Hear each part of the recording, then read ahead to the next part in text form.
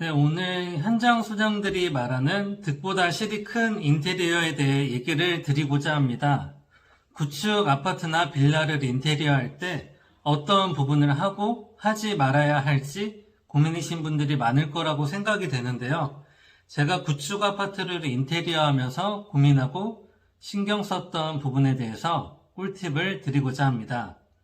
첫 번째, 강화마루 대신 강마루를 추천드립니다. 제가 강화마루를 추천하지 않는 이유는 하자가 많이 발생하기 때문입니다.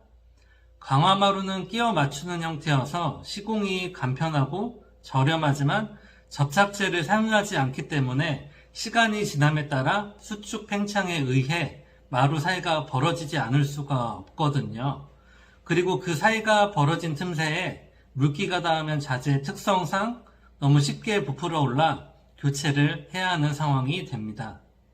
한 가지 제 경험을 말씀드리면, 제가 인테리어를 하기 전에 건설사에서 아파트 건축 시공 일을 했었는데 입주자 점검 후에 하자 접수가 제일 많은 항목 중에 하나였어요. 그리고 한 가지 에피소드는 아파트 마감 공사 중 마루가 시공되는 시점에 갑자기 비가 오게 되면 각자 맡은 아파트 동이 있거든요. 불이 나게 뛰어 올라가 창문을 닫았어요. 마루에 빗물이 닿으면 너무 취약한 걸 아니까 건축 시공팀, 전기 설비, 토목 파트까지 무전으로 협조 요청을 해서 창문을 닫은 기억이 정말 오래전 일인데 잊혀지지가 않습니다. 그리고 강화마루와 똑같이 강마루도 마루여서 물기에 똑같이 취약한 게 아니냐라고 말씀을 주시는 분이 있으실 것 같은데요. 강마루는 접착제로 시공이 되어 마감재 사이에 공극이 없어 오래 물기가 남아있지 않는 이상 닦아내면 문제가 없습니다. 그래서 저희 집에도 강마루로 시공을 했습니다. 두 번째는 벽지 대신 도장이 깨끗하게 유지하기 좋다라고 말씀을 드리고요. 벽지보다 도장이 좋다고 생각하는 이유는 유지관리 측면에서 도장이 좋다는 점을 말하고 싶은데요. 벽지가 찢어지거나 찍히거나 하면 부분 보수를 볼 수도 있겠지만 기술자가 아니라면 일반인들이 쉽게 하기 힘든 게 사실이고요. 그 반면에 도장은 초보자분들도 보수를 쉽게 할 수 있다는 점입니다. 도장이 보수 작업에 유리한 이유는 도장 작업이 끝나고 남은 페인트를 보관해 두었다가 스크래치나 오염된 부분에 덧칠해서 보수를 볼 수도 있고요. 정말 한 가지 꿀팁이 있는데, 혹시 매직블럭이라고 아시나요?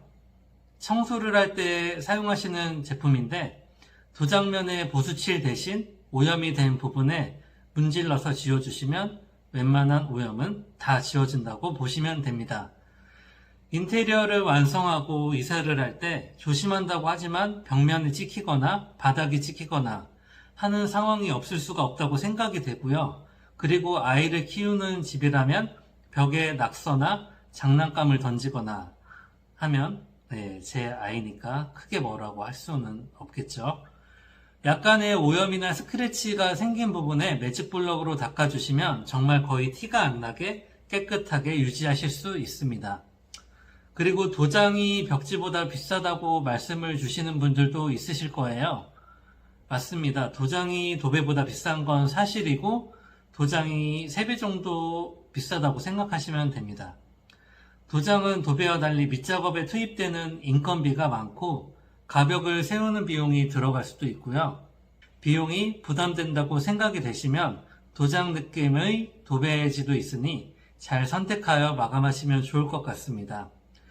하지만 저는 5년 이상 거주하실 분들이라면 도장을 추천드리고 싶고요.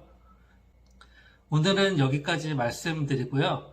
인테리어에 관해 궁금하신 부분 댓글로 남겨주시면 답변이나 영상으로 만들어 보겠습니다. 오늘 영상이 도움이 되셨다면 구독과 좋아요 부탁드리고요. 오늘도 좋은 하루 보내세요. 감사합니다.